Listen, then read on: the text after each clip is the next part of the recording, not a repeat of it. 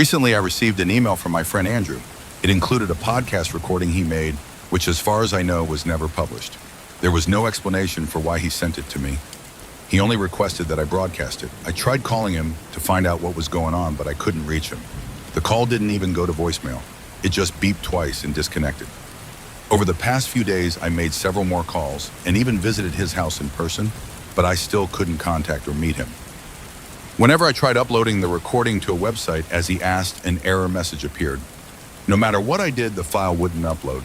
So I transcribed the recording by hand as a substitute for the original. This is the first time I've done something like this.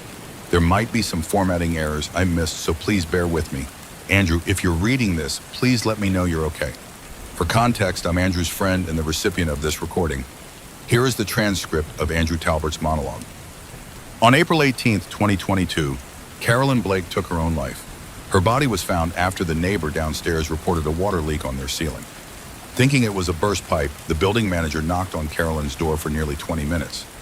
It would be easier to access the issue from her floor than through the complaining tenant's ceiling below.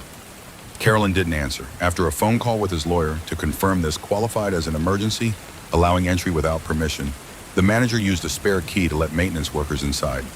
Within seconds, they were shocked to find her body slumped in the bathtub, fully clothed, with her wrists slashed deeply. The faucet was still running water, overflowing like a waterfall, spilling onto the floor and seeping through the wood. This is a small town, but I didn't know Carolyn. I might have passed her in a grocery store or seen her at a restaurant, though I'm not sure if that ever happened. I hoped her death would deeply impact our small community. Perhaps people would raise money for a memorial or push the town council to improve mental health programs to prevent such tragedies in the future. That's what I wanted to say, but in reality, nothing happened. Carolyn's death was a fleeting blip on the radar, unnoticed by most. One exception was Ray Karsten. I've known Ray since first grade. We were never best friends, but we maintained a friendly relationship. 3 days after Carolyn's death, he called me. I quickly agreed to meet him at the same diner where our high school group used to hang out after football games. A clicking sound followed by a high-pitched beep from the recording device interrupted. Damn it, I thought, okay, maybe not. Perhaps Ray just told me he had known Carolyn for a few years. They started as co-workers at a small local company and grew closer while working on a shared project. That led to a romantic relationship. The problem was, Ray was married happily, so according to him. I had my doubts. In my experience, people content in a fulfilling marriage don't tend to have affairs. But that's what he said. He worried Carolyn might have left something exposing their affair. At some point, she introduced him to her mother. After her death, Ray convinced the elderly woman to let him help clear out Carolyn's belongings and handle arrangements. This allowed him to search through his late lover's possessions without suspicion. Carolyn's mother, unaware of the affair, thanked him for his kindness and let him proceed. Ray checked everything except her cell phone, which was password protected. That's why he reached out to me. A short burst of static briefly distorted the next recording's opening. I started this podcast to teach people about electronics and technology, never imagining an old acquaintance would ask me to hack into a dead person's phone. Ray offered to pay me generously. He didn't just need the phone unlocked. Carolyn used multiple social media platforms and dozens of storage apps. He wanted me to review everything and delete any information related to their affair. At first, I refused. I have a deep respect for the deceased, and the thought of his request disgusted me to my core. But he kept pleading, saying he wanted to end the relationship and had planned to do so, but she took her life before he could. Ray said if the affair was exposed, it would hurt not only his wife, but also their 2 young children who didn't deserve that pain. Reluctantly, I agreed on the condition that he hand over the phone and not be present while I worked. I began rationalizing it in my mind. We're all good at making excuses when we know we're doing something wrong, aren't we? I convinced myself that since Ray wouldn't be there to supervise, I could protect Carolyn's privacy as much as possible. That was nonsense. By agreeing to access her phone, I threw my integrity into the trash. I don't know if I'm confessing a crime here. Is it illegal to unlock a deceased person's phone? Whatever it is, I won't pretend it wasn't wrong, at least not entirely, but that doesn't matter anymore. Unlocking the cell phone wasn't hard. I connected it to my computer and used a free, easy-to-find program if you know where to look. Most people would be surprised at how insecure their supposedly protected devices are. That's true for most technology today. But you're not here for a lecture on tech security, right? I don't have time to ramble about what I've learned. After unlocking the phone, I didn't know where to start. I clicked on the calendar app, checking appointments and reminders. Nothing related to Ray. Then I checked the notes app. Again, nothing. It wasn't until I dug into her emails that I found something interesting. I should have realized something was very wrong when her inbox was completely empty. Carolyn had been dead for 3 days. Anyone who uses email personally knows at least 1 or 2 emails slip through filters and land in your inbox in that time. At the time, I didn't think much of it, too focused on quickly doing what I agreed to. My critical thinking skills couldn't keep up. When I checked the spam folder, I found hundreds, if not thousands, of automated notifications marked as deleted. They came from every corner of social media and content platforms like YouTube, Facebook, Instagram, TikTok, and countless others. All were marked as read. I dug deeper and saw they were all sent within a week. I randomly opened one. It was a notification about a new comment on a video Carolyn posted. It wasn't complimentary. The commenter complained about how bad the video was, saying they'd unsubscribe because her content was declining. It looked like typical trolling and personal attacks. The notification included a link to the video. I clicked and watched the first minute. It was a tutorial on glamorous makeup by Carolyn. Not my interest, but with its views and followers, it was clearly popular. I scrolled to the comments to see if fans defended her against the troll. The username matched, but the comment was completely different. Instead, it was a positive review praising Carolyn's content. That was odd, but I assumed the user deleted the original and posted a new one. My theory weakened as I checked more notifications. They were all vicious, some even hateful. Yet when I visited the platforms, those comments didn't exist. Only praise and positivity remained. Something very strange was happening. I found an email where Carolyn filed a complaint with the website administrator about a particularly vile comment. The administrator replied that they found no evidence of harassment and confirmed the comment wasn't deleted or edited. They implied, without saying directly, that they believed she fabricated the issue. Carolyn quickly attached 2 items to her email. The first was a copy of the original notification she received. The second was a screenshot of the comment along with other negative ones. But when I followed the trail, I found only praise and encouragement for more videos.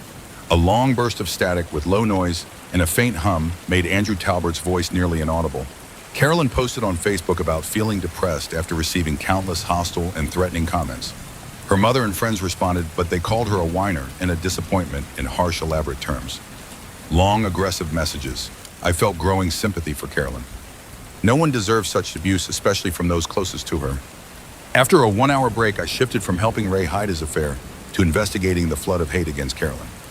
I found nothing concrete. The comments mysteriously changed from dark and negative to bright and positive, creating a coherent public image. A short burst of static louder than before.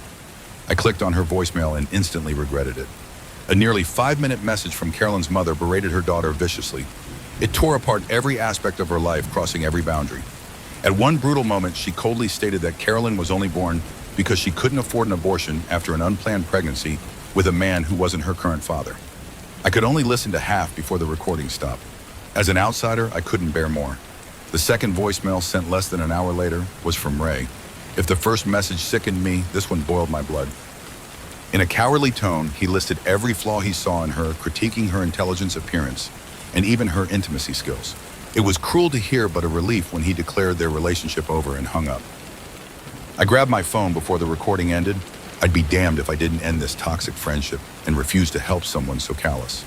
I dialed his number, my thumb hovering over the call button, when a thought flashed through my mind. Ray told me at the diner he planned to end things with Carolyn, but didn't get the chance before her death. Yet his voicemail clearly showed he already had. Why lie to me without reason? Did he feel guilty that his message contributed to her decision? I thought about the online messages that mysteriously changed. Could it be a prolonged, distorted sound like electricity, with faint whispering in the background? In the next recording, I discovered Carolyn downloaded an audio file the day before her death. A woman's soft, steady voice played when I opened it. It took a few seconds to realize it was an ASMR recording, far less disturbing. For those unfamiliar, ASMR, or autonomous sensory meridian response, involves voices and sounds recorded to trigger a pleasant tingling sensation in listeners. Ever felt an odd tingle in your head? That's what ASMR is designed to evoke. Many people use ASMR videos on YouTube or recordings to relax or fall asleep. They're not effective for everyone, but some swear by their benefits, incorporating them into daily routines. With the stress from sudden negativity in her life, it's no surprise Carolyn sought relief through ASMR. Instead of repeating the recording, I'll transcribe part of it exactly. First, a small warning. The content is highly disturbing. If it upsets you, I suggest skipping it. If I could post this, I'd add timestamps to mark its end. For reasons I won't disclose, I'm not sharing the creator's name or download source. The audio began with a woman's voice. Sometimes it's best to step back, take a deep breath, and release the stress you feel. I know life can be tough, and we all carry our own struggles.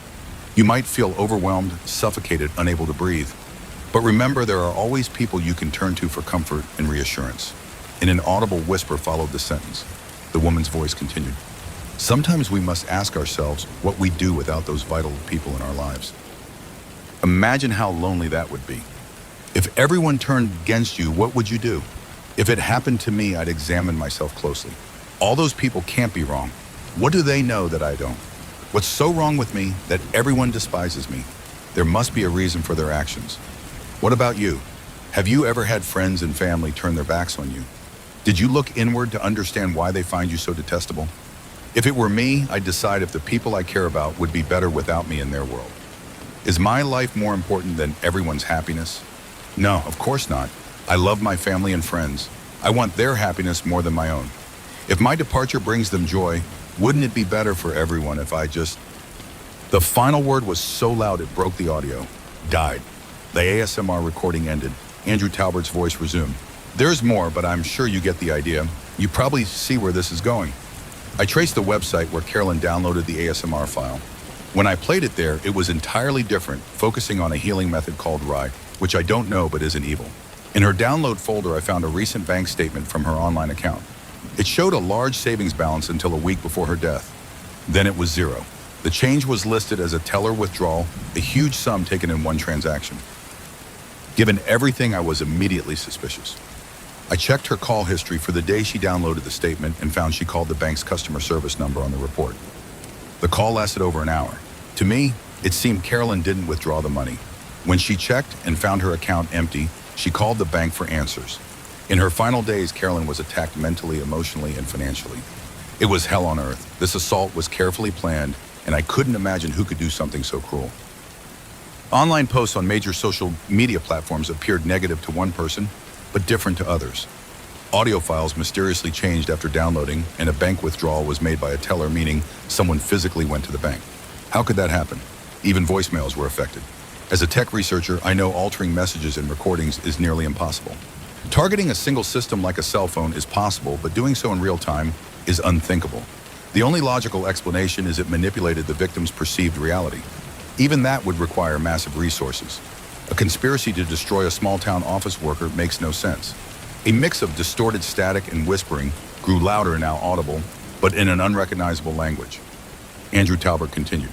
I reviewed every app on Carolyn's phone, abandoning my plan to erase evidence of her affair with Ray.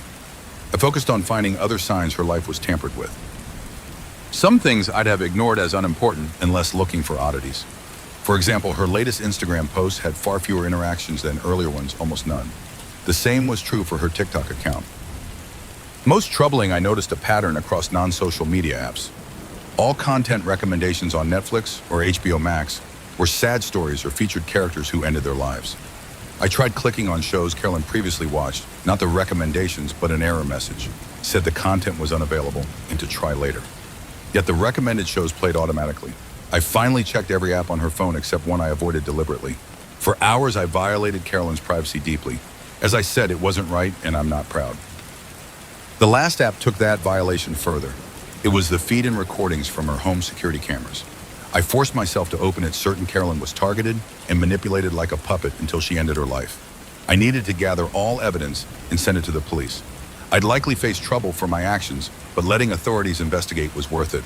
Only 3 camera recordings were listed, each with timestamps triggered by motion. All 3 happened within days before her death. Taking a deep breath, I watched the first video. It showed a woman in her mid-30s walking toward the camera. The angle was strange, and it took a moment to realize it was a doorbell's camera. I recognized the woman as Carolyn from her social media photos. She stopped a few feet away, searching through her bag before pulling out a keyring. Her face tilted, revealing dark circles under her eyes, looking exhausted. She slowly inserted the key into the lock, but when she tried turning it, her face showed frustration, as if the door wouldn't open. She stood there struggling for a while, then stepped back and looked at the key in her hand. It was broken. She stared at it blankly, then her face twisted in anger. She threw the key to the ground. She leaned forward, resting her forehead on the door. It was hard to tell from the angle, but I think she was crying. I felt terrible for her. She endured so much, clearly pushed to her limit. I couldn't imagine going through that myself. The second recording was completely dark, showing nothing. I assumed the footage was corrupted, or the camera failed, or it was too dark to capture. There was audio, though, strange whispers too faint to make out, and an unidentified hum. If you're still following, I hope you realize this isn't a prank or an elaborate hoax.